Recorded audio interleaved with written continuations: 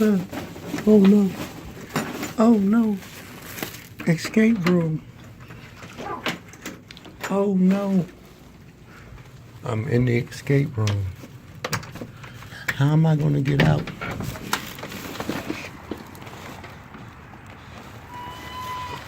How am I going to get out? I'm in the escape room.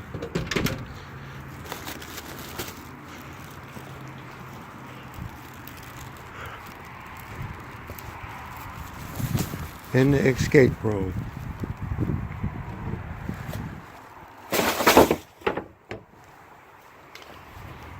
How do you get out of the escape room?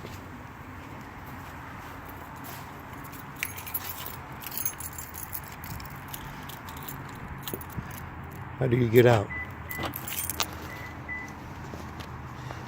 You say to yourself, but anyway, I tell you what, let's do this. In the movie, y'all probably saw it by now if you haven't.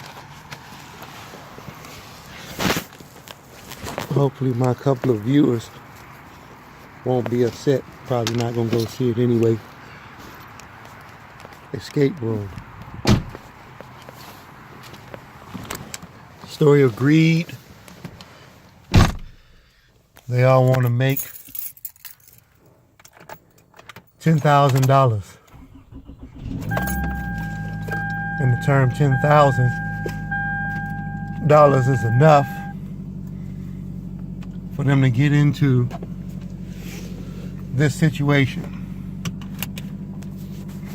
How many of them was it? Let's see, probably 2, 4.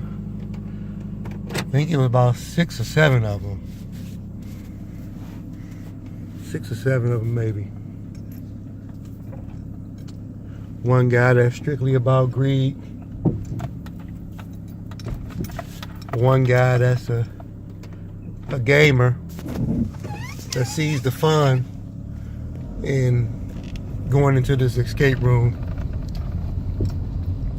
One guy that drives a truck and realizes that the robots is going to take over. So he's now trying to get a $10,000 cushion. And his nephew gave him this little invite to come here to this little escape room. Then there's a lady that was in the army, went to war. And then there's a college young lady that's very intelligent, who ends up being the person who navigates through most of the stuff, gets some of them from room to room. In the first room, I forgot my boy. And it's this unclean cut guy that works in the grocery store, labeled as a loser. So they all go up into this room, and the gamer guy is excited, and everybody else is kind of mundane, and they're waiting for the games master to come in, tell them the rules, how it goes, and the gamer dude is explaining this. Hey, there's going to be a games master going to come in here, and he's going to explain the rules and everything like that. And so somebody said, well, what happens when you lose? Well, then they come out and explain all the clues and things that you missed. So, grocery store dude says, okay, while y'all doing that, I'm gonna go out and smoke me a cigarette. He goes over to the door, grabs the handle, and the handle falls off. When the handle falls off, there's like a dial, or almost like a master lock dial, but it's really an oven dial. You see the word broil, and then the numbering system, 200, 400, 600 degrees. And so he's almost like some kind of tomfoolery person who backpedals A lot of times people who are junkies and things, they backpedal, they're afraid of people. So he's backing up like, I didn't do anything. He don't want to take accountability. They all jump up and try and, they attack him and brutalize him for breaking the handle, assuming that he breaks everything that he's around. So the young girl, the college girl, they all say, let's look for clues. Guy picks up a book that says Fahrenheit 451, and as he opens it up, inside of it there's pages cut out and there's a screwdriver inside of the pages. Hey, wait a minute, is this a clue? Yeah, that is definitely a clue. It's a screwdriver. So now we have something to work with. The girl in college looks at the front of the book and sees, wait a minute, let me see this. She sees 451, decides to go to the dial and crank it to 451. She cranks it to 451, and then they notice that the ceiling transforms and becomes lit, orange like the way an oven is. I think if you're paying attention, you'll get what's happening. Yes, they are inside of an oven. And she has turned the dial to 451, and now the degrees is on that, and now the room is starting to get hot. Everybody's starting to panic because they realize, we're in the game now. We're in it now. We are in it now. There are no more instructions, so they're scrambling, doing whatever they can to try to get out. Behind the glass, like if you go to the dentist's office, there's usually a lady sitting behind there in the waiting room. And so they say, he's having a seat. So they realize that this is a voice. It is not really a person. So the army girl jumps up and tries to break the door. Boom, boom, boom. And they find a key that opens the door to the window where the lady is at, or supposed to be lady, where the mannequin is at. Then they see a telephone, and it starts to ring or whatever. They pick it up, and then it tells them, for the most part, that you have to find these clues and whatever you got to get. So they jump in and they start to dive, and they find this. The college girl finds on the table as she's moving these magazines around. There's like these little cup holder things, and she mysteriously pushes one down, and this panel door starts to open in the wall.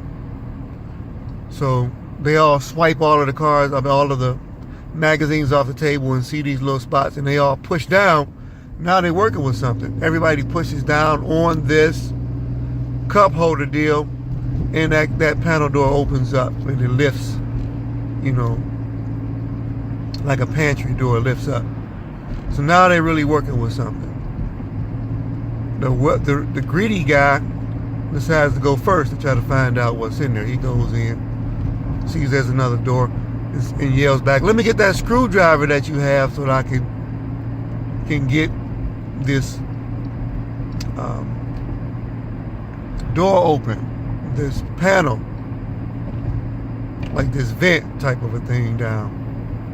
So now they, one by one, start to climb up there, and they have to figure out how to keep the thing down while not allowing the door to close.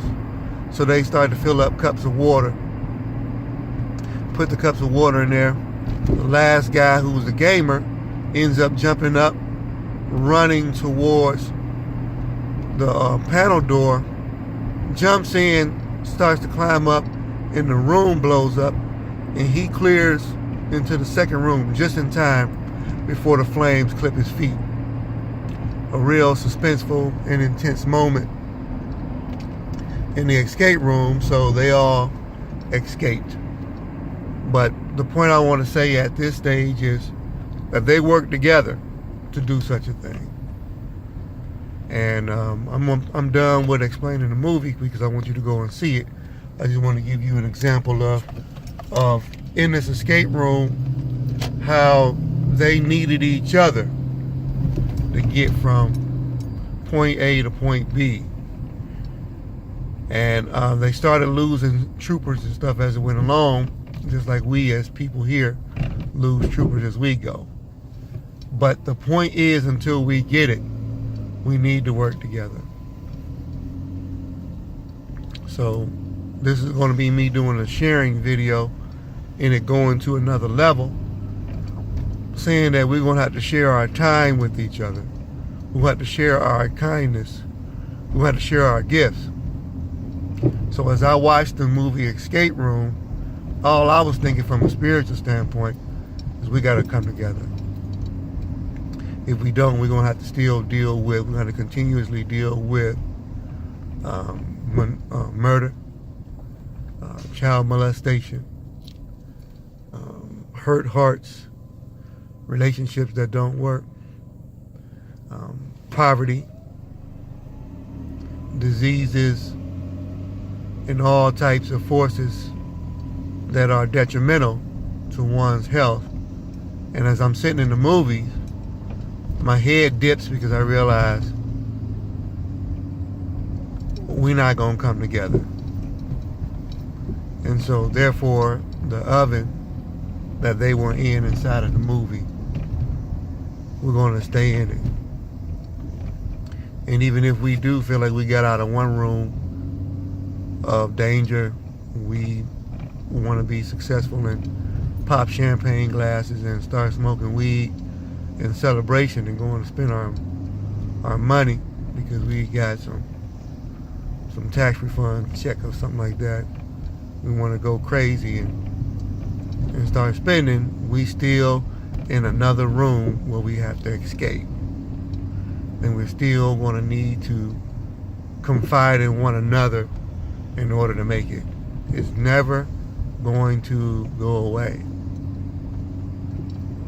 We're going to have to, at some point, or die first, come together as a unit to be able to work in harmony. No more black on black crime, no more police crimes and murdering of just black men, mostly young black men. No more homicides, suicides, no more, what do you call it, just school shootings. All of that type of stuff has got to go. But if we can't remove selfishness, if we can't remove it, which means nobody understands what I'm saying right now, we can't look out for everybody else also, we're going to stay in the escape room. We're going to stay in the bird box. And we're going to stay in any other kind of movie you can think of that's giving a subliminal message about coming together. Hollywood don't even believe in God. But yet they do movies time and time again, screaming to you, crying to you, to tell you to believe. Telling you that is the way. Escape Room, Bird Boxes, I just recently saw those. This R. Kelly series. All of this stuff to me is screaming, y'all gotta believe in God. And if we never do such a thing, then we never gonna come out of it. And we'll always stay in the bad predicament that we in. We're always gonna be in these bad positions. Always. And that's some shit to think about. That shows you how deep I feel like I am. I realize if we don't hold hands and sing Kumbaya and can't get rid of our differences and can't get over our childhood problems, for those that was molested as children, if you can't get over it, those that were poor as children, you can't get over it.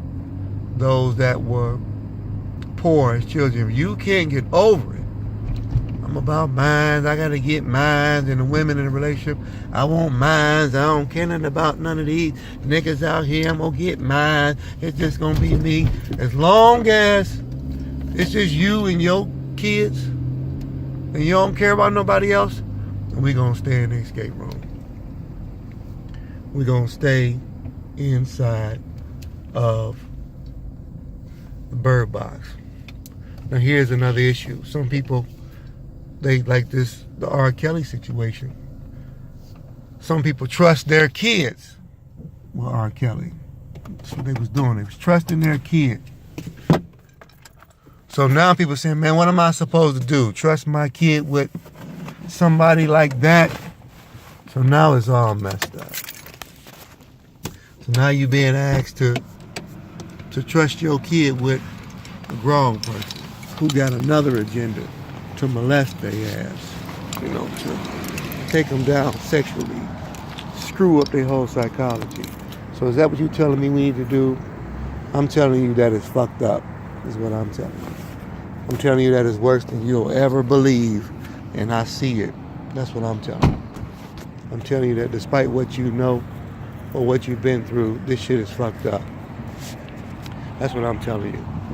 So this is my portion of the escape room, and we still in this motherfucker.